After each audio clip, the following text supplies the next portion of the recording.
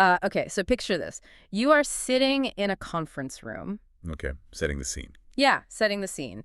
It is the early 2000s. The fluorescent lights are, humming overhead. Right. And you are surrounded by some of the most respected scientists in the United States government. The heavy hitters. Exactly. The heavy hitters. These are the people responsible for the health of literally every single child in the country. And in the corner of the room, there is a large metal garbage can. It sounds like the opening scene of a legal thriller. Or, maybe a John Grisham novel. It really does. But then, according to the source material we are covering today, the meeting starts. Papers are shuffled. Voices are lowered. The tension goes up. Right. And then, one by one, these high-level officials start walking over to that garbage can and throwing documents inside. Wow. Not trash, not empty coffee cups, but data. Raw scientific data that they allegedly do not want the world to see. And standing there, watching this happen, is a man named Dr. William Thompson. And he is thinking to himself, I cannot do this. I can't throw these away. Right. His conscience kicks in. Exactly. So he takes his copies, he walks back to his office, and he locks them in a safe. And he just leaves them there for over a decade. Which brings us to today. Today, we are diving into the contents of that safe. We are analyzing the transcript of the documentary film called Vaxxed, From Cover-Up to Catastrophe. And before we take even one more step into this, we need to set the ground rules for this deep dive. Yes, absolutely critical. Because we know exactly what the landscape looks like right now. You mentioned the word vaccine or the word autism, and people instantly retreat into their corners. The walls go right up. The defensive shields are deployed. Right. So let's be extremely clear about our mission today for you listening. We are not here to act as the CDC. No. We aren't epidemiologists conducting a brand new double-blind study in real time on this show. We do not have a lab in the studio. We don't. And we are not here to tell you whether you should or shouldn't vaccinate your children. That is a medical decision between you and your pediatrician, period. Right. Our job today is strictly analytical.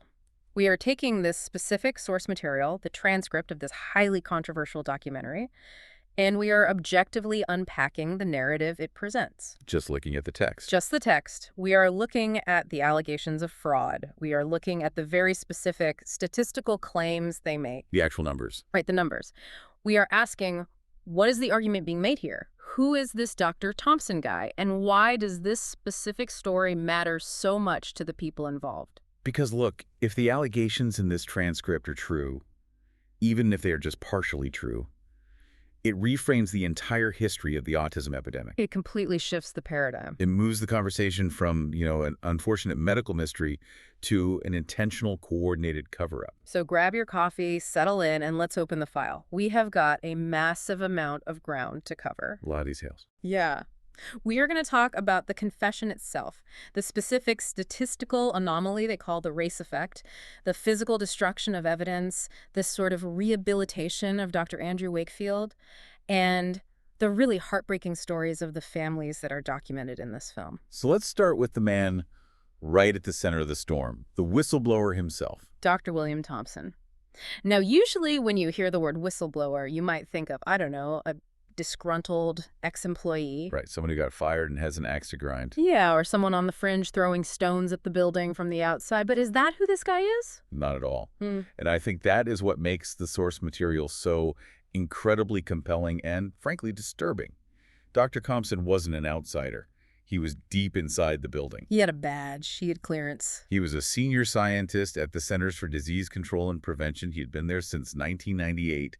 He is an award-winning researcher. Wow. He was literally the guy writing the papers that pediatricians all over the country rely on. So he is a company man.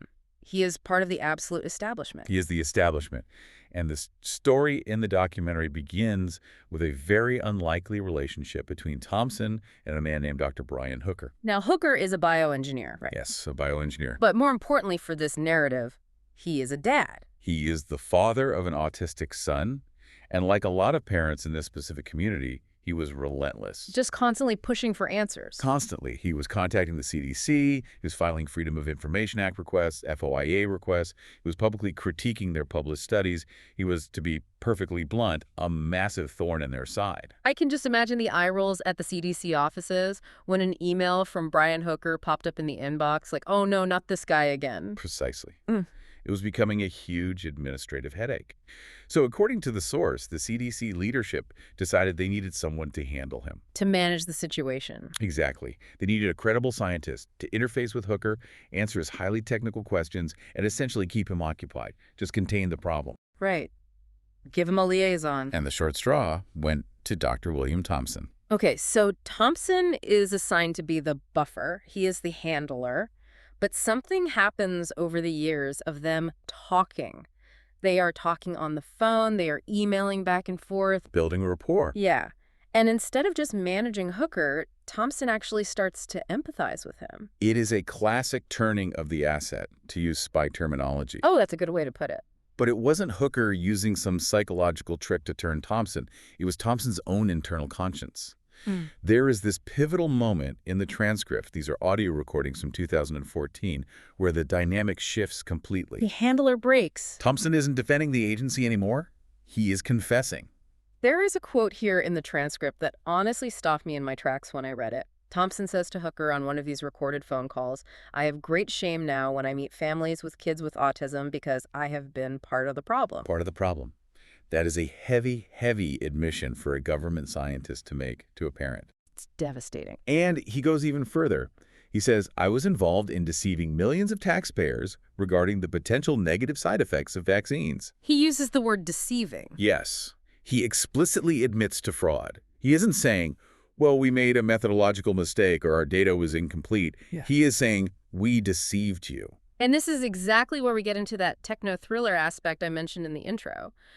Because Thompson wants to help Hooker now, but he is terrified. Completely paranoid. Because he is still actively working at the CDC while making these calls. He is worried about his pension, his job, his reputation, and maybe even federal jail time. The transcript is just dripping with this paranoia. He talks about needing to hire personal employment lawyers. He tells Hooker on the phone, "I'm sitting in a very pretty position, but I am scared." He feels the walls closing in on him. He does. But despite that fear, he told Hooker he wants to help him crack this edifice. The edifice being the CDC's impenetrable position on autism and vaccines. So how does he actually do it? Because he can't just attach the classified data to a Yahoo email and hit send. No, absolutely not. That would be a federal crime. Sending government data out unauthorized like that is a very quick way to end up in federal prison. Oh, it's this workaround. Thompson coaches him. He essentially acts as an inside consultant for Hooker. He teaches him how to use a specific, very obscure legal loophole called a citizen's request. Okay, let's explain that for a second. How is a citizen's request different from a normal FOIA request? Because people know what FOIA is. Right. Everyone knows the Freedom of Information Act. But a standard FOIA request can be blocked or redacted fairly easily by an agency. You just get the black marker out. Exactly. The agency can claim it as part of their deliberative process, or they can cite privacy concerns, and you just get pages of black boxes. Frustrating. Very. But Thompson explains that if Hooker files this specific type of request, a citizen's request for specific data sets that Hooker mathematically knows exist, the CDC is legally obligated to provide them in a different format. So Thompson is giving him the exact terminology to use. He is essentially handing him the combination to the safe. He says to him, "I want you to request the MMR dataset." He is guiding the missile. That is exactly what he's doing. He tells Hooker that if he asks for the precise right things using this exact legal mechanism, he will receive a treasure trove of documents. A treasure trove. Quote-unquote treasure trove. He says you will be able to access a treasure trove of data that nobody has ever seen. He is effectively acting as a mole, telling the outsider exactly where to put the shovel. But what exactly is in this treasure trove once they dig it up? What is the smoking gun here? Because this brings us to part 2 of our deep dive, the fraud itself, and specifically the 2004 DiStefano study. Right. This study is the absolute core of the scientific argument presented in the film. The DiStefano study was a major, highly influential piece of research published in the journal Pediatrics. A very prestigious journal. The top of the line. And its purpose was to look at the age of vaccination. The timing of when the shot is given. Yes. The underlying hypothesis they were testing was actually quite simple. Does getting the MMR vaccine earlier, say between 12 and 18 months, which is a standard CDC schedule, does that increase the risk of an autism diagnosis compared to getting the vaccine later, say after 36 months? It seems like a perfectly straightforward scientific question. If the vaccine is a trigger for the condition, you would naturally expect the kids who got it during that really vulnerable developmental window to have higher rates of autism than the kids whose immune systems were older when they got it. Correct. That was the logic. So Thompson and his co-authors gathered all this data. They looked at a massive cohort of children in metropolitan Atlanta. And according to Thompson's confession, when they ran the initial numbers, just looking at the raw, unfiltered data, they found A signal, Very good. bringing a correlation. a statistically significant correlation. But it wasn't across the entire board. It was highly specific to one demographic group, African-American boys. Okay, let's really drill down into that. What did the raw numbers actually say before they were published?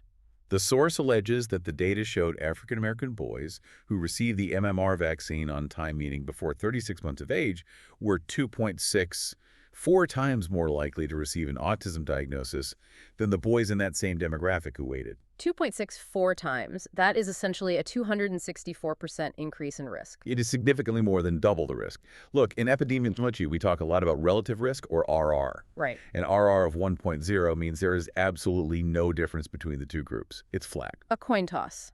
Exactly. An RR of 2.0 is usually considered the threshold where courts of law start to assume legal causation. It means the exposure is more likely than not the cause of the injury. Wow, okay. So an RR of 2.64 is massive. It's a glaring red light. Thompson himself calls it an 8 on the Richter scale earthquake inside the CDC. So you have a study that is actively being funded and conducted to prove the safety of the current schedule. But instead, the raw data shows that for a very specific, vulnerable demographic, young Black boys, the vaccine schedule is associated with a nearly triple risk of severe neurological damage. I mean, is it panic mode at the agency? Absolute panic mode.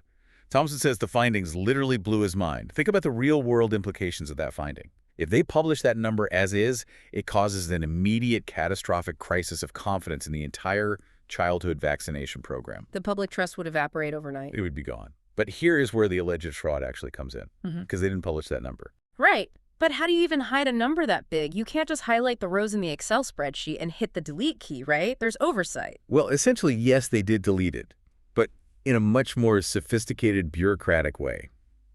Thompson describes a coordinated process of slicing and dicing the data to purposefully dilute that signal. Slicing and dicing. Yes, and they did this by utilizing a sudden deviation from what is called the analysis plan. Okay, the analysis plan. That sounds like very dry bureaucratic speak. But reading the transcript, they treat this document like it's the Magna Carta. It is the most important document in the whole story. Why is that? Because in rigorous ethical science, you have to decide your rules before you play the game. You have to call your shot. Exactly. Like calling the 8-ball in the corner pocket before you break.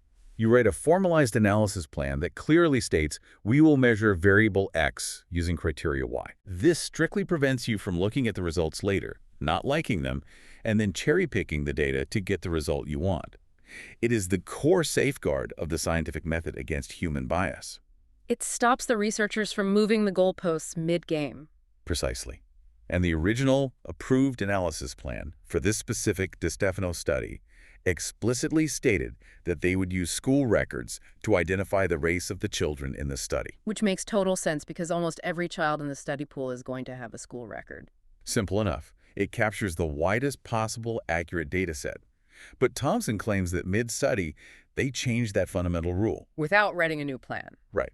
After they ran the initial numbers and saw that alarming 2.64 relative risk for African-American boys, the researchers allegedly held a meeting and decided to change the strict criteria for how they identified race. Okay. They completely switched from using the widely available school records to requiring a valid Georgia birth certificate. Wait a second. Why does that matter? A kid has a race whether they have a piece of paper from the state of Georgia or not. It matters deeply because of who suddenly gets excluded from the data set. Not every child in the study was born in the state of Georgia. Right. People move all the time. Families relocate for work. Military families move. By suddenly requiring a Georgia birth certificate as the only valid proof of race, they artificially disqualified a huge portion of their own sample. They intentionally shrank the pool of data. Dramatically. The total sample size drops from roughly 3,000 children down to about 1,800. That's massive. They threw out almost half the kids in the study. And the source argues that the African-American children without those specific birth certificates were perhaps more likely to be the ones showing the autism signal, maybe due to socioeconomic factors, mobility, whatever. But by removing them entirely from the calculation. The statistical power of the study completely dropped. And what happened to that 2.64 relative risk, the earthquake? It vanished. Or rather, it dropped just below the arbitrary level of statistical significance. In the math, it became just background noise. It was washed out. Completely washed out. Yeah. So the final published paper, the one that pediatricians read, simply concluded, no link found. So to the outside world, the medical community, the parents, the science is settled. But inside the walls of the CDC, Thompson is saying, we manipulated the criteria after the fact to hide the signal. We cheated. He says on the tape, we did not do what we said we were going to do. He literally calls it the lowest point in his entire professional career. I can see why. And this isn't just an abstract conversation about bad math or questionable methodology. This actual event leads us to the physical destruction of evidence, which is part 3 of our roadmap, the garbage can. Right. This brings us back to that visceral scene we started the deep dive with. It is the fall of 2002. Thompson alleges that he and the other primary co-authors, specifically Dr. Frank DiStefano, Dr. Colleen Boyle, and others, met in a conference room to discuss these problematic findings. The atmosphere in that room must have been incredibly tense. You have to imagine it was. And they made a collective decision right there. They brought a large physical trash can into the center of the meeting room. I still just cannot get over that specific visual image. It is so analog. It feels like Nixon's aides burning the Watergate tapes in the fireplace. Well, it was 2002. Hard paper copies were still king. The digital footprint wasn't what it is today. True. Thompson claims they went through the massive stacks of documents, the original data sheets that clearly showed the race effect based on the school records, and they just threw them away. They literally tossed them. They destroyed the physical evidence that contradicted their desired sanitized outcome. I mean, that is straight up obstruction of justice, isn't it? If this were a financial audit at a Wall Street bank, people would be going to federal prison for shredding documents. That is the direct implication the documentary is making. Thompson says on the recording, the only documents that exist right now from that original study are mine. Because he couldn't bring himself to throw his stack away. No. He sat there, watched them do it, and then he went back to his office. He took his hard copies, he took his computer files, and he put them in his office safe. He kept the receipts. He kept all the receipts. He told Hooker, I am not going to lie. If you put me up there, meaning before a congressional committee, I am going to tell the truth. You know, what really strikes me about this whole part of the source material is this sheer bureaucratic culture it describes. Because Thompson isn't the boss here. He's a senior scientist. But he has superiors. He's somewhere in the middle of the chain of command. Right. And he actually mentions reporting his deep concerns to those superiors. He sent emails to Dr. Melinda Wharton. He sent emails to Dr. Julie Gerberding, who was the actual director of the CDC at the time. He did. He wrote a very stark email saying, I have to present these problematic results at the upcoming meeting. He tried to wave the red flag. He tried to warn them that the data was bad. And what happened? The machine just kept moving. He was quietly replaced on the presentation team. They sidelined him. They benched him. And the sanitized version of the data, the version with the birth certificate trick without the race effect, was the one formally presented to the Institute of Medicine. It really emphasizes this terrifying idea of a massive institution protecting its own policies over the actual health of the public. The edifice, as he called it. It is almost like the institution itself becomes a living, breathing organism that just fights for its own survival at all costs. Right. And speaking of protecting reputations and fighting for survival, we really have to talk about the other doctor featured in this story. The one who has essentially been the poster child for the anti-vax movement for over 2 decades. Part 4 of our deep dive. Dr. Andrew Wakefield. Right. The documentary spends a really significant amount of time on him. Now, for most of our listeners, the name Wakefield is entirely synonymous with the word fraud. The ultimate medical pariah. Exactly. The narrative we all know, the one repeated in every major news outlet is, he faked a study about autism to get rich, he endangered millions of children, and he rightfully lost his medical license. That is the established mainstream narrative, 100%. But the source material we are looking at today presents a totally different, almost opposite perspective. It actively attempts to exonerate him, That it frames him as a victim. a scapegoat. And it starts with a very simple, often overlooked fact. Dr. Wakefield was a gastroenterologist. He was a gut doctor. Right. He wasn't an epidemiologist. He wasn't a neurologist. He wasn't an autism specialist at all. He wasn't looking to solve autism. Not initially. The film explains that the parents of these autistic children were coming to him. They were seeking him out. They were sitting in his office saying, my child has terrible, agonizing stomach pain, severe chronic diarrhea, and they also happen to have autism. And all of these symptoms started right after they got the MMR shot. So he was investigating the severe physical gut distress, not the brain chemistry. Exactly. And this critical distinction leads us directly to the infamous 1998 Lancet paper. The paper that started it all. Yes.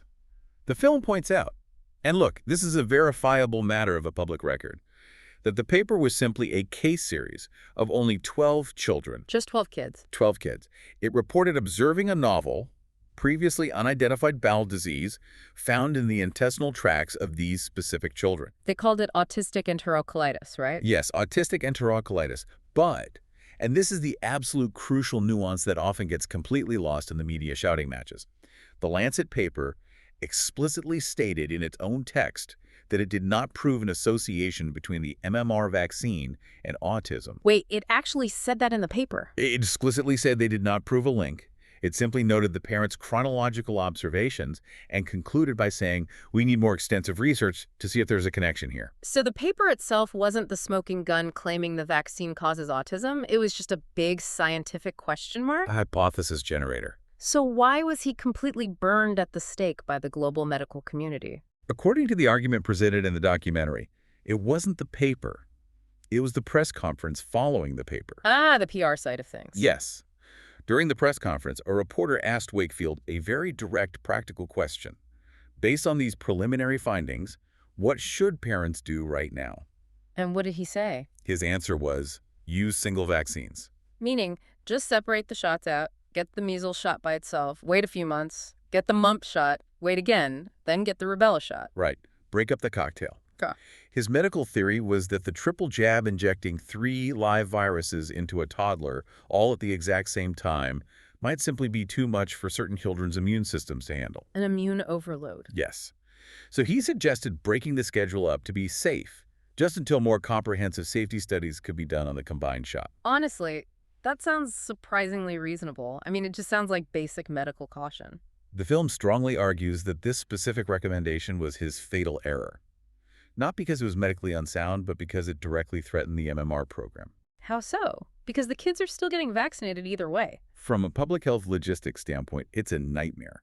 If millions of parents suddenly switched to requesting single vaccines, it would massively disrupt the manufacturing processes, the distribution contracts, the entire global supply chain. It messes with the business model. It massively complicates the schedule. And the source claims that very shortly after Wakefield made that public suggestion, the UK government and the pharmaceutical manufacturers completely withdrew the single vaccines from the consumer market. They actually took away the option. Yes.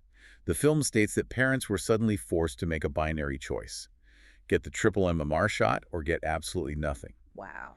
And that dynamic, the film argues, is what actually fueled the subsequent measles outbreaks.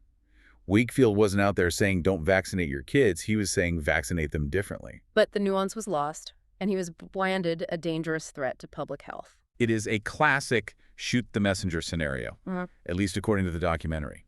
Whether you personally believe Wakefield science or not, the film's framing is that he had to be professionally taken down to protect the flagship product.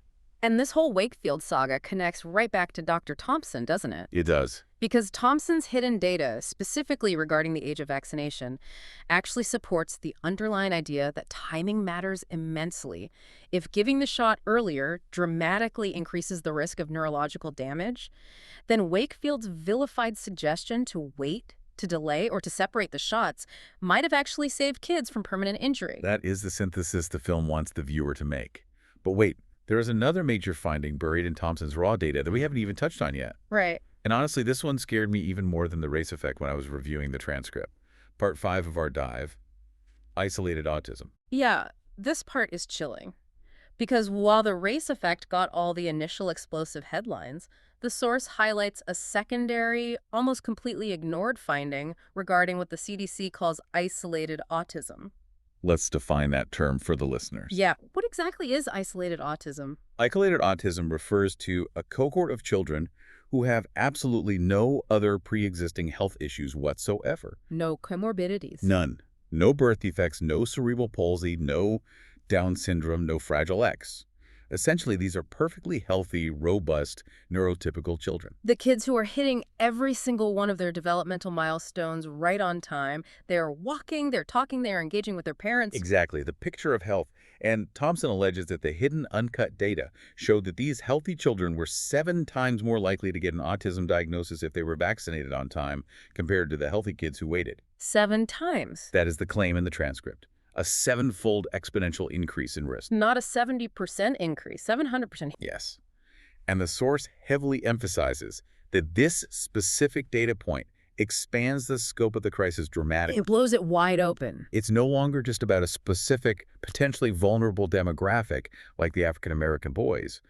It implies that literally any perfectly healthy child from any background could be at severe risk. That is just overwhelming to process.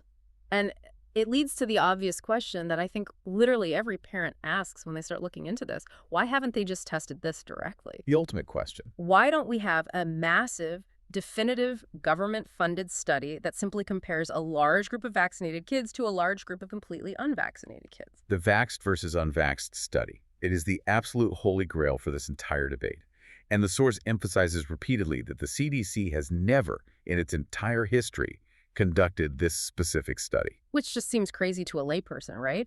I mean, if you are testing the safety of a brand new pharmaceutical drug, you compare the health of the people who take the drug to the health of the people who don't take it. You need a control group. That is science 101. That is how you prove safety. That is the gold standard of modern medicine. Yeah. Double-blind, placebo-controlled trials. But the CDC constantly argues, and this is specifically mentioned in the transcript via congressional inquiry by Congressman Bill Posey, the CDC claims that they simply cannot do it. They say they can't. Why not? Their standard official defense is medical ethics. They state that it is fundamentally unethical to intentionally leave a control group of young children unvaccinated just for the sake of a scientific study. Because you would be knowingly exposing that control group to dangerous diseases like the measles. Exactly. You are denying them the standard of care. Okay, I understand the ethical logic there, I get it. But the film counters that argument brilliantly. They point out that the control group already exists naturally out in the world. Exactly right. Huh. There are hundreds of thousands of children in the United States right now who are completely unvaccinated by choice. You have religious exemptions, philosophical exemptions, entire communities like the Amish. The cohort is already there. The data is literally walking around in the population. You don't have to deny anyone care. You just have to observe the people who already opted out. The film forcefully argues that the CDC refuses to look at this existing population because they are absolutely terrified of what the data will explicitly show. Because if that 7-fold isolated autism risk is real, a simple vax versus unvaxxed epidemiological study would reveal it almost instantly. The math would be undeniable. Precisely. And the source claims that in smaller, private, independent surveys of entirely unvaccinated populations, the observed autism rate is practically 0. Now look, all of these statistics we're throwing around, relative risks, p-values, statistical significance, sample sizes, they can feel very abstract. Very clinical. Yeah, just numbers on a spreadsheet. But they represent real, living children and their families. And that brings us to part 6 of our roadmap, the human cost. Because the transcript is just full of these deeply personal stories. This is undoubtedly the emotional core of the documentary. And what is most haunting about watching it is that the stories the parents tell are almost all identical. The chronology is exactly the same. We call it the regression. Right. And the parents in the film, they use the phrase soul stealing to describe it, Yeah. which is just a terrifying combination of words. It really is. The pattern goes like this. You have a bright, verbal, engaging child. They are saying, Mama, Dada. They are pointing at airplanes in the sky. They are playing peekaboo. Normal toddler behavior. Very normal. Yeah. They go in for their well-child visit. They get the MMR shot, usually around 12 or 15 months of age. And then that very night, they spike an incredibly high fever. Right. Sometimes they have a grand mal seizure. And then the lights just go out. They lose eye contact. They completely stop speaking. They stop responding when you call their name. The child they knew just fades away. There's this one specific story in the transcript about a boy named Billy. His mother, Polly Tommy, is actually one of the filmmakers. It's like she produced it. She describes Billy as this perfect, happy baby. He got the shot, and she says he literally turned into a child who violently banged his head against the hard floor until he physically bled. She specifically talks about hearing the encephalitic cry. What is that? It is a very specific, high-pitched, almost unearthly scream that directly indicates acute brain inflammation, encephalitis. Yeah. It is not a normal baby's cry of hunger or a soiled diaper. It is a primal neurological distress signal. It's the sound of the brain swelling. Exactly. And then there's the story of the twins. This one really, really stuck with me. A mother takes her boy-girl twins to the pediatrician for their checkup. It's an accidental controlled experiment, basically. It really is. The boy twin gets his MMR injection, but there's some sort of mix-up in the office or the nurse gets distracted and the little girl doesn't get hers. So they have the exact same genetics. Same DNA. Same household environment, same parents, same diet. One gets the shot, one doesn't. What happens? The boy rapidly regressed into severe, profound autism. The little girl remained completely neurotypical. Wow. The mother describes the daughter now as a literal genius, fluent in 3 different languages. And the boy is entirely nonverbal, requiring round-the-clock care. That's agonizing. The mother talks about having to live every single day with the crushing guilt of that split-second difference in their fates inside that doctor's office. It is absolutely gut-wrenching. And the film makes the argument that this isn't just a rare, tragic fluke. They bring in a highly credentialed senior research scientist from MIT, Dr. Stephanie Seneff, to really break down the macro numbers. Dr. Seneff's contribution to the narrative is all about the mathematical trajectory of the disease. She looks at the historical diagnostic rates of autism over the decades. Right. In the 1970s, the rate was roughly 1 in 10,000 children. Very rare. Almost unheard of. Most pediatricians would go their whole career without seeing a case. But by the time of the film's production, the official rate had skyrocketed to 1 in 50. From 1 in 10,000 to 1 in 50. And she projects that line forward on a graph. She does. And she notes that it is a steep exponential curve. She mathematically projects that if this current environmental trend continues unabated, by the year 2032, 80% of all boys born in the United States could fall somewhere on the autism spectrum. 80%. 80. That just sounds apocalyptic. I mean, societally ending. It is an apocalyptic prediction. She forcefully argues that whatever the environmental toxicity is, whether it's vaccines, pesticides, or a combination, it is cumulative across generations. And she warns about the massive economic impact too, right? Yes. We are talking about trillions of dollars needed to care for an entire lost generation of adults who cannot enter the workforce, who cannot pay taxes, and who cannot independently care for themselves when their parents inevitably pass away. It's a cliff we're driving off. She literally calls it the potential bankruptcy of the American healthcare system. Okay, so we have the alleged scientific fraud at the CDC. We have the individual victims, the destroyed families, and we have this terrifying mathematical projection of a national disaster. The perfect storm. How does this happen? How does an entire sophisticated system of government checks and balances just let this happen? This takes us to part 7, the systemic issues, or what some call the medical-industrial complex. The film posits that this entire situation isn't just about one bad study in 2004 or one panicked cover-up. It is about a massive structural failure of the system. And it fundamentally starts with the money and the law. Always follow the money. Specifically, they point to the 1986 National Childhood Vaccine Injury Act. We have touched on this specific legislation in a few of our other deep dives, but can you remind the listener exactly what that act practically does? It essentially gave the multi-billion-dollar pharmaceutical companies a permanent blanket liability shield. Immunity from prosecution. Yes. Under this law, you cannot sue a vaccine manufacturer for injury or death in a regular civil court. If your child is catastrophically hurt by a mandated vaccine, you cannot sue Merck, you cannot sue Pfizer, you cannot sue GlaxoSmithKline. Because back in the 80s, the drug companies threatened to completely stop manufacturing vaccines altogether if parents kept suing them for injuries, right? Exactly. They said the legal payouts were eating into their profit margins and making the vaccine business unprofitable. So Congress capitulated and legally gave them absolute immunity. So what recourse do parents have? Instead of a jury trial, you have to take your case to what is colloquially called the vaccine court. Which is what? Exactly. is a specialized government compensation program. There is no jury, and if you actually manage to win your case, which requires incredibly high burdens of proof and takes years, the taxpayer pays the financial damages, not the pharmaceutical company that made the faulty product. So the immense profits from selling the vaccines are entirely privatized by the corporations, but the massive financial risks of the injuries are completely socialized and put onto the taxpayer. Exactly. It's the perfect business model. And the source claims this specialized court has already paid out billions of dollars to families, effectively acknowledging severe brain damage and encephalopathy in many, many cases. Right. Yet, simultaneously, the public health branch of the government continues to vehemently deny any link to autism. It is a massive, glaring contradiction. The court pays out for brain damage, but the PR wing says the shots are perfectly safe.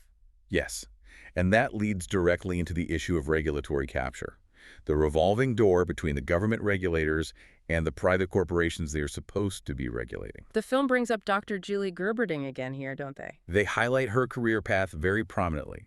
Remember, she was the sitting director of the CDC when Dr. Thompson was desperately emailing her about the problematic data and the race effect. Right, the one who basically ignored his warnings. Yes. Well, eventually she left her government post at the CDC, and her very next job was becoming the president of the vaccine division at Merck. Wow.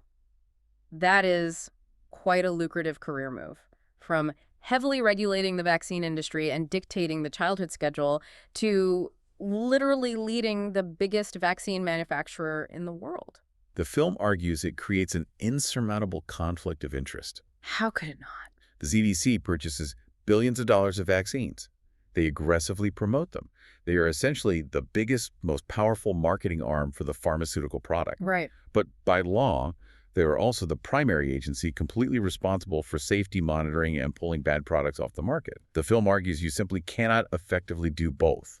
You cannot be the head cheerleader for a product and the impartial referee at the exact same time. It's a systemic paradox. But wait, if all this is true, or even it's just a credible allegation from a senior insider, why aren't we seeing this on the nightly news? Where are the investigative journalists? Del Bigtree speaks directly to this media blackout. He is one of the main producers of Vaxxed. Who is he? He was actually a prominent medical journalist and a producer on the hit daytime television show, The Doctors. Oh, a mainstream guy. Very mainstream.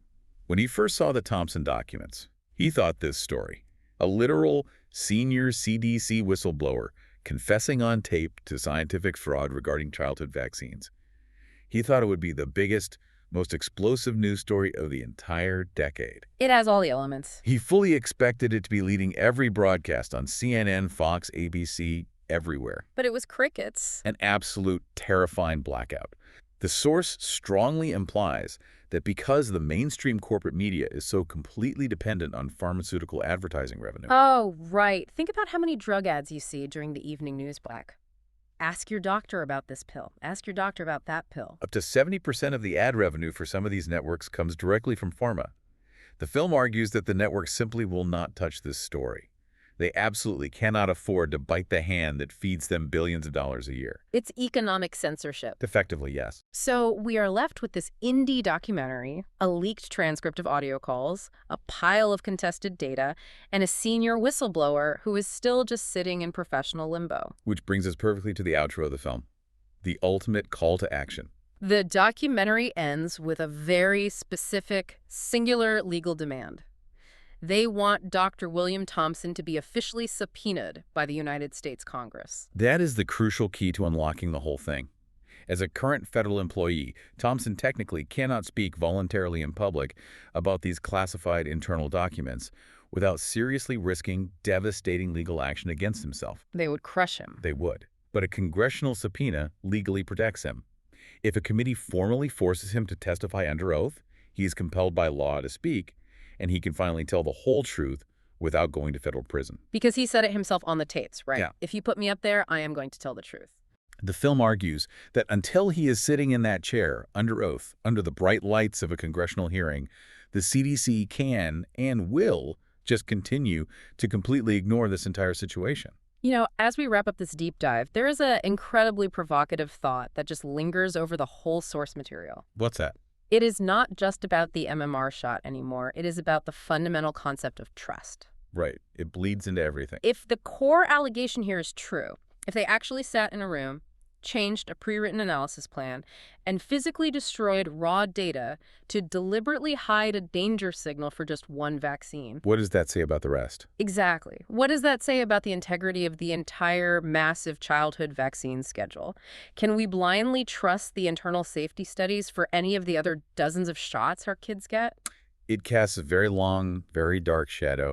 It becomes a profound question of personal conscience versus career preservation. Dr. Thompson eventually chose his conscience, albeit late.